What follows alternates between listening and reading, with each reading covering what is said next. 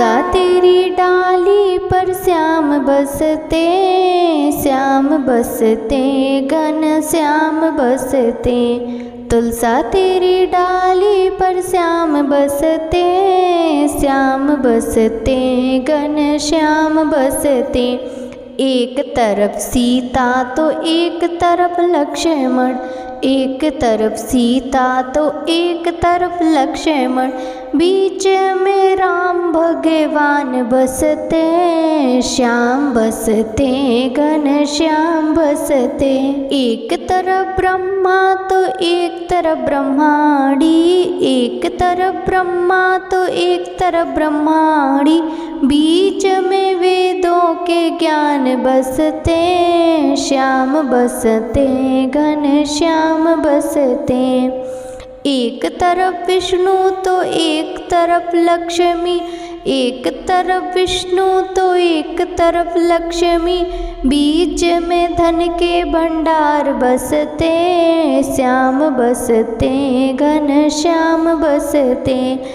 एक तरफ भोला तो एक तरफ गौरा, एक तरफ भोला तो एक तरफ गौरा, बीच में डमरू के तान बजते, श्याम बजते, घन श्याम बसते। तुलसा तेरी डाली पर श्याम बसते, श्याम बसते, घन श्याम बसते।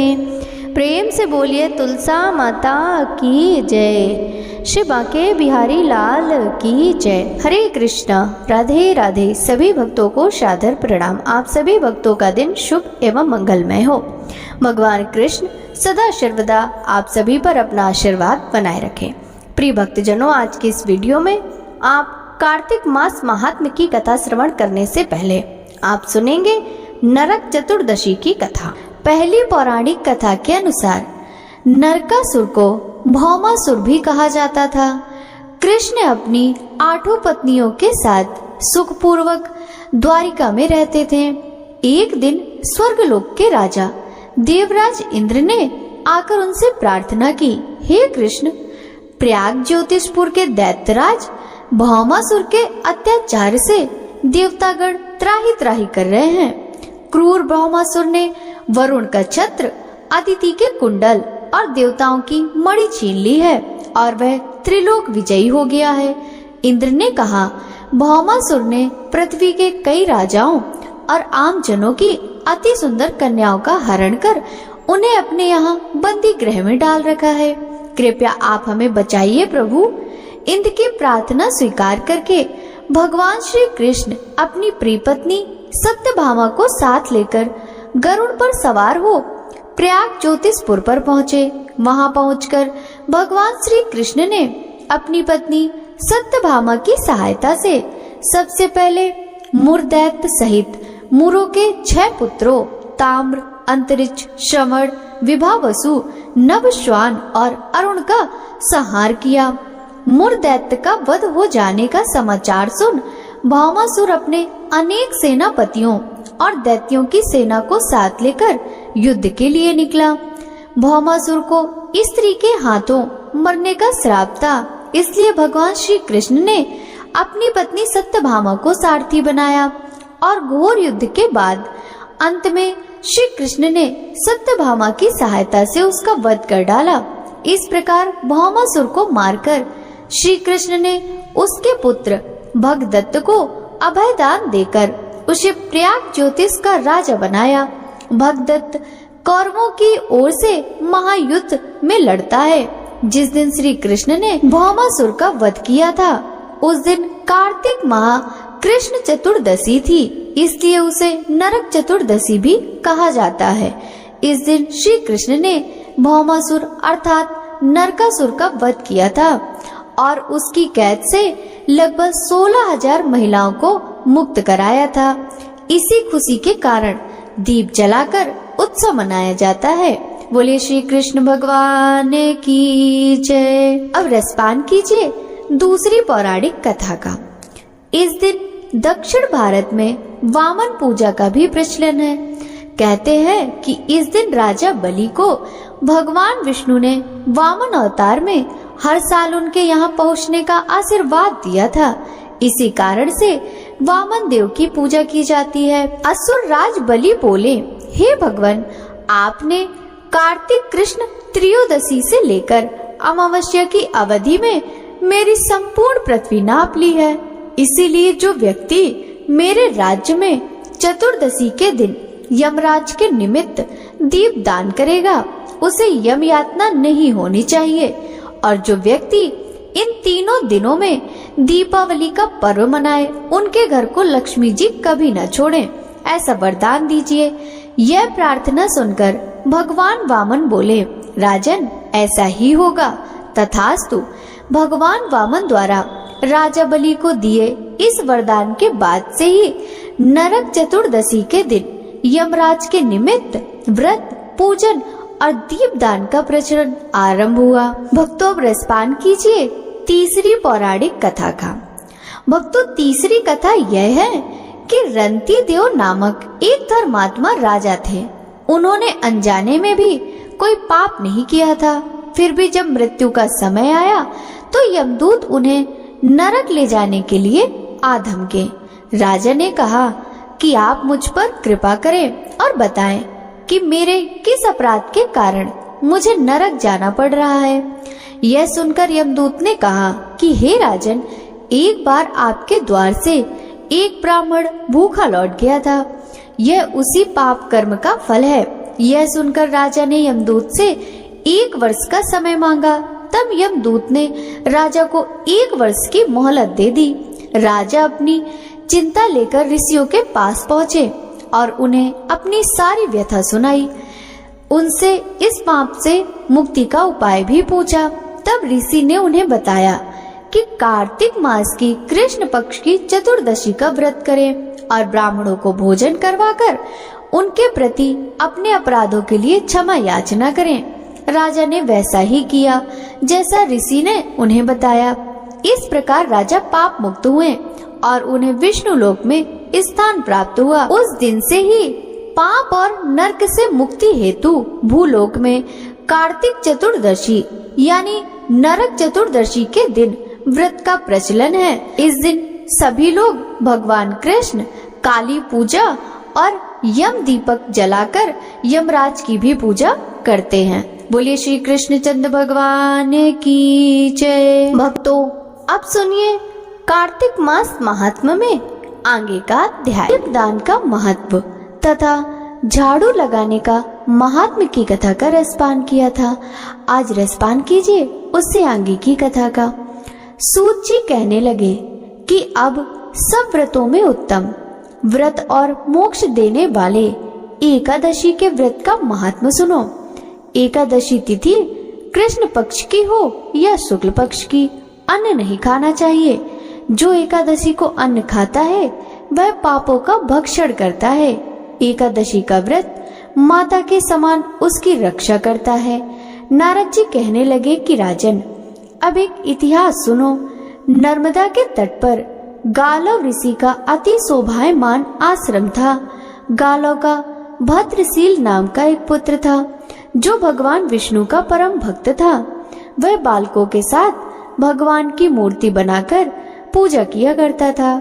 साथ ही बालकों को उपदेश भी दिया करता था। वह भी भगवान का पूजन करें तथा एकादशी का व्रत रखें। बालकों ने भी उसका उपदेश सुनकर वैसा ही किया।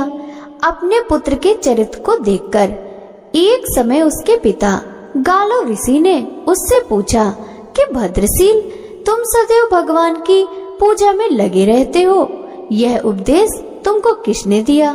यह बात सुनकर भद्रशील कहने लगा कि पिताजी, मैं आपको अपने पूर्व जन्म का वृतांत सुनाता हूँ। पहले जन्म में मेरा जन्म चंद्रवंश में हुआ था। कर्म कीर्ति मेरा नाम था। दत्तात्रेय जी से मैंने शिक्षा दीक्षा ग्रहण की थी। मैंने 1000 वर्ष तक राज किया। उस काल में मैंने अनेक धर्म तथा पाप के कर्म भी किए, परंतु दैवश मैं बुरी संगत में पड़ गया और वेद मार्ग छोड़कर पाखंड मार्ग पर चल पड़ा। मेरे इन आचरणों को देखकर प्रजा भी पाप के कर्म करने लगी। इस प्रकार धर्म शास्त्रों के कथनानुसार प्रजा के पाप का छठा भाग मुझको भी मिला। एक दिन हम शिकार खेलने के लिए वन में गए। इतियो सारे दिन भूखे और प्यासे ही रहे, खाने को कुछ नहीं मिला। घूमते फिरते हम मार्ग भूल गए और शाम को नर्मदा नदी के किनारे पर पहुंच गए। उस दिन एकादशी का व्रत होने के कारण वहां पर एकत्रित अनेक वैष्णव भगवान का कीर्तन कर रहे थे। मैं भी भूखा प्यासा रहकर रात भर वहीं पड़ा रहा, मगर प्रातः काल होते ही भूख प्यास से दुखी हो मेरे प्राण निकल गए। उसी समय यमराज के दूत मुझको पापी समझकर मारते पीटते यमराज के पास ले गए। यमराज ने चित्रगुप्त से मेरे सब पाप और पुण्य का लेखा मांगा। तब चित्रगुप्त ने विचार कर कहा, इसने एकादशी का व्रत किया था, उससे इसके प्राण निकल गए, इस कारण इसके समस्त पाप क्षय हो गए। यह सुनकर यमराज तत्काल अपने सिंहासन से उठकर खड़े हो गए और हाथ जोड़कर मुझसे बोले कि क्षमा करना, हमसे भूल हो गई। साथ ही मुझे नमस्कार भी किया। फिर अपने दूतों को धमकाकर कहने लगे, जो मनुष्य भगवान के नामों का जाप करता हो उसको कभी हमारे पास मत लाओ। जिसने अनजाने में भी एकादशी का व्रत किया हो उसको हमारे पास आने की आवश्यकता नहीं पड़ती। इसके बाद यमराज ने मेरा पूजन किया और फिर मुझे सुंदर विमान में बिठाकर विष्णु लोक को भेज दिया। हजारों वर्ष तक इंद्रलोक और विष्णु लोक में रहने के पश्चात अब फिर मैंने यहाँ पर जन्म लिया है। जो कोई इस कथा को पढ़ता है अथवा सुनता है उसके सभी पाप नष्ट हो जाते हैं। राजा पृथु नारद जी से पूछने लगे कि नारद जी, सब गोपियों से राधा जी ही श्री कृष्ण जी को अधिक प्रिय क्यों हैं, तथा कार्तिक मास में भगवान के साथ उनकी पूजा क्यों होती है? यह सब कथा विस्तार पूर्वक हमसे कहिए। तब नारद जी कहने लगे कि पहले मनवंतर में पांचाल देश में प्राचीन विहि नाम का राजा था। उसने भगवान विष्णु का अति विशाल मंदिर बनवाया। वहाँ नित्य ही बड़े विधि विधान से भगवान का पूजन हुआ करता था। उसी गांव की अति सुंदर एक स्त्री प्रेम में विवल हो भगवान के सामने बड़ा ही मोहक नृत्य किया करती थी। उसके मन में सदैव यही लालसा लगी रहती थी कि वह इसी तरह भगवान के गले में बाहें डालकर नृत्य करती रहे। एक दिन उसने अपना समस्त द्रव्य लाकर गरीबों में बांट दिया और उसी मनोरथ में अपने प्राण त्याग दिए। दूसरे जन्म में वह सुंदर देवांगना बनी। एक दिन चंद्रकीर्ति नाम वाली वह देवांगना दर्पण में अपना अद्भुत रूप लावण्य देखकर मन ही मन कहने लगी कि सिवाय भगवान के मेरा और कोई पति नहीं हो सकता। ऐसा विचार कर भगवान की मूर्ति में अपना मन लगाकर नृत्य करने लगी। कुछ समय के पश्चात दैत्यों से दुखी होकर समस्त देवता ब्रह्मा जी की शरण में गए। तब ब्रह्मा जी ने भगवान विष्णु के कृष्ण अवतार लेने का संपूर्ण वृतांत देवताओं को सुनाया और उनको आज्ञा दी कि देवता ग्वाल बाल एवं देवांगनाओं गोपियों के रूप में जन्म लेकर भगवान की सेवा करें। चंद्रकीर्ति जो देवांगना के रूप में थी ब्रह्मा जी से प्रार्थना करके बोली कि उसका पूर्व जन्म का मनोरथ पूर्ण होने की आज्ञा दी जाए, जिससे मैं भगवान के साथ नृत्य कर सकूं। तब ब्रह्मा जी ने उसको वरदान दिया कि तुम नंदग्राम में ब्रजभान गोप के घर में राधा नाम से जन्म लेकर सब गोपियों से अधिक भगवान को प्रिय होगी और भगवान तुमको अपने प्राणों से भी अधिक प्रिय समझेंगे। नारद जी कहते हैं, सो ब्रह्मा जी के वचनों को सत्य करने के लिए भगवान ने श्री कृष्ण अवतार में राधा जी के साथ रास उत्सव में नृत्य किया और उनको प्राणों से अधिक प्रिय समझा। बोलिए श्री राधा कृष्ण भगवान की जय। भक्तों, कार्तिक मास महात्म का 15वां अध्याय समाप्त हुआ। अब रसपान कीजिए श्री तुलसी माता की चालीसा व तुलसी माता की आरती का। श्री तुलसी चालीसा। जय जय तुलसी भगवती सत्यवती सुखिदानी। नमो नमो हरि प्रेयसी श्री वृंदा गुण खानी। श्री हरि शीस बिरजनी देहु अमर वर अम्ब। जनहित हे वृंदावनी अब ना करहूँ विलम्ब। धन्य धन्य श्री तुलसी माता महिमा अगम सदा श्रुति गाता। हरि के प्राणहु से तुम प्यारी हरहि हेतु कीनो तप भारी। जब प्रसन्न है दर्शन दीन्यो तब कर जोरी विनय उष कीन्यो। हे भगवंत कंत मम हो दीन जानी जनि छाड़हु हो। सुनी लक्ष्मी तुलसी की बानी दीन हो श्राप कद पर आनी।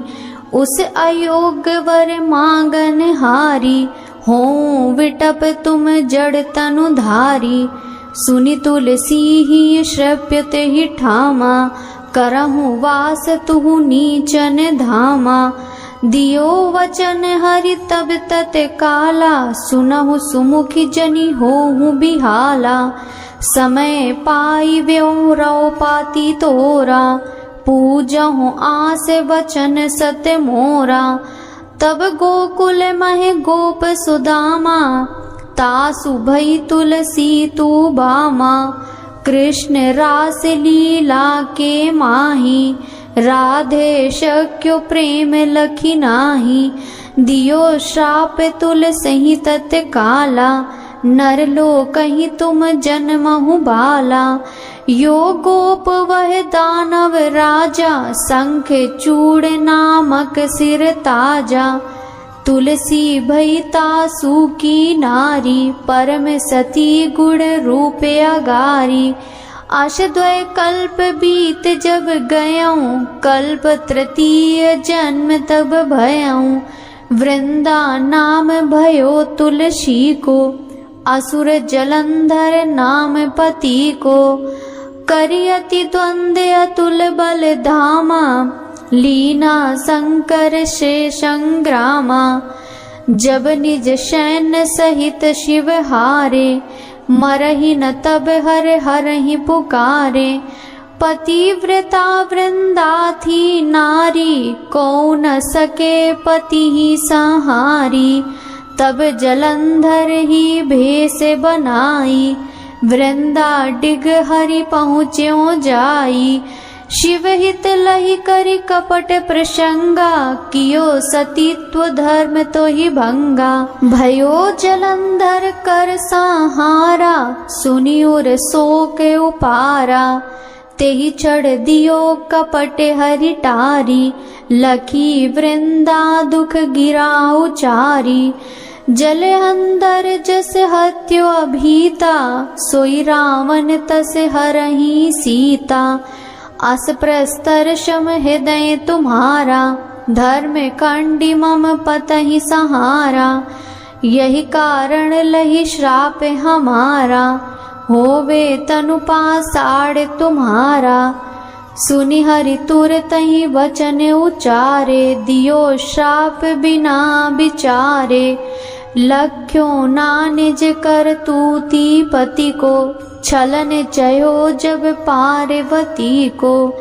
जड़मति तुहु अस हो जड़ रूपा जग मह तुलसी विटप अनूपा। धग्व रूप हम साली ग्रामा नदी गंड की बीच ललामा। जो तुलसी दल हमई चढ़ई हैं सब सुख भोगी परम पद पई हैं। बिनु तुलसी हरि जलत शरीरा अतिशय उठत शीस उर पीरा। जो तुलसी दल हरि सिर धारत सो सहस्त्र घट अमृत डारत। तुलसी हरि मन रंजनी हारी रोग दोष दुख भंजनी हारी। प्रेम सहित हरि भजन निरंतर तुलसी राधा में नाही अंतर। व्यंजन हो 56 प्रकारा, बिनु तुलसी दल नहीं हरहि प्यारा। सकल तीर्थ तुलसी तरु छाई, लहत मुक्ति जन संशय नाही। कवि सुंदरिक हरि गुण गावत, तुलसी निकट सहस गुण पावत। बसत निकट दुर्वासा धामा, जो प्रयास ते पूर्व ललामा। पाठ करहि जो नित नर नारी, होहि सुख बासहि त्रिपुरारी। तुलसी चालीसा पढ़हि, तुलसी तरु ग्रह धारी। दीप दान करि पुत्र फल, पावहि बंध्यो नारी।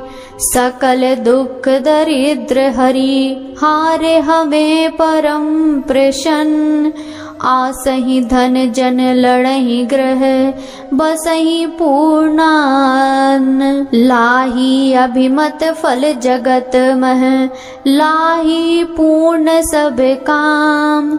जहि दल अर्पहि तुलसी, तह सहस बसहि हरि राम। तुलसी महिमा नाम लख, तुलसी सूत सुख राम। मानस चालीसा रच्यो जग, महम तुलसीदास। बोलिए तुलसी माता की जय। तुलसी माता की आरती। जय जय तुलसी माता, जय तुलसी माता। सब जग की सुखदाता, सबकी वर माता। जय माँ तुलसी माता। सब योगों से ऊपर, सब रोगों से ऊपर, रज से रक्षा करके सबकी भवत्राता। जय तुलसी माता मैया, जय तुलसी माता। बटुपुत्री है श्यामा, सुरबल्ली है ग्राम्या। जय तुलसी माता, जय तुलसी माता। विष्णु प्रिय जो नर तुमको सेवे, सो नर तर जाता। मैया जय तुलसी माता, जय जय तुलसी माता। हरि के शीस विराजत, त्रिभुवन से हो वंदित। पतित जनों की तारणी, तुम हो विख्याता। मैया जय तुलसी माता, जय जय तुलसी माता। लेकर जन्म विजन में आई दिव्य भवन में, मानव लोक तुम्ही से सुख संपत्ति पाता। जय तुलसी माता, जय जय तुलसी माता। हरि को तुम अति प्यारी, श्याम वर्ण सुकुमारी। प्रेम अजब है उनका, तुमसे कैसा नाता। जय तुलसी माता। हमारी विपद हरो, तुम कृपा करो माता। मैया जय तुलसी माता, जय जय तुलसी माता। सब जग की सुखदाता, सबकी वर माता। मैया जय तुलसी माता, जय जय तुलसी माता। तुलसी महारानी नमो नमो, हरि की पटरानी नमो नमो। धन तुलसी पूरण तप कीनो, सालिग्राम बनी पटरानी। तुलसी महारानी नमो नमो, हरि की पटरानी नमो नमो। जाके पत्र मंजरी कोमल, श्रीपति कमल चरण लपटानी। तुलसी महारानी नमो नमो, हरि की पटरानी नमो नमो। धूप दीप नैवेद्य आरती, पुष्पन की वर्षा बरसानी। तुलसी महारानी नमो नमो, हरि की पटरानी नमो नमो। 56 भोग 3600 व्यंजन, बिन तुलसी हरि एक न मानी। तुलसी महारानी नमो नमो, हरि की पटरानी नमो नमो। सभी सखी मैया तेरो यस गावे, भक्ति दान दी जय महारानी। नमो नमो तुलसी महारानी। तुलसी महारानी नमो नमो, तुलसी महारानी नमो नमो। हरि की पटरानी नमो नमो। तुलसी माता की जय।